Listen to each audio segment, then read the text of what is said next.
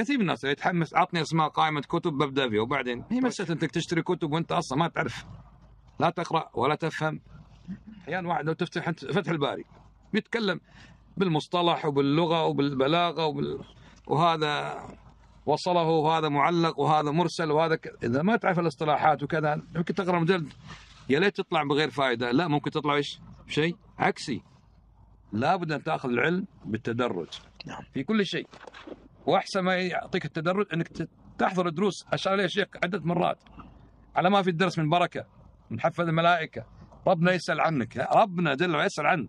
مجالس الذكر كيف تركتم عبادي، خليك درس بالاسبوع لو تحضر تلتزم فيه. ساعتين من 148 ساعه يشوفون اخوانك وتشوفهم، تشيكون عليك، شوف دراستك شو اخبارها، لحدك شو اخبارها. لا ترجع للدرس اخر همك، تاكل تتعشى بتحضر عروس مش عارف ايش، تشتري عصير كذا، اذا صار ما صديت الدرس. لا، اجعل الدرس اهم مهمات حياتك. والله ترى كثر العلماء ومشايخ واقران الشيخ العثيمين، لكن الشيخ العثيمين كان يقدس الدرس يا اخوان، والله كانه فريضه سادسه من الفرائض الخمسه. الله اكبر. والله ياتي من السفر يبدا بالدرس، مريض الدرس. يعني حتى اللي تعلمنا منه هذه الاستمرار، تستفيد مع الوقت. شفت ساعه بالدرس متى نخلص؟ ما لك شغلك متى تخلص انت. الكتاب هذا مجلد ياخذ معك سنتين مره بالاسبوع، لكن تستفيد. كتب، اشتري كتب. بعدين اليوم اصلا الكتب اليوم بالجوال هذا في ايش؟ تنتهي الاعمار ولا انتهي حتى قراءه عناوينها فضلا تقرا ما فيها. لكن اين الفقه في الدين؟ تذكروا دائما ما يريد الله بخيرا يفقهه في الدين. افقه الدين الصحيح.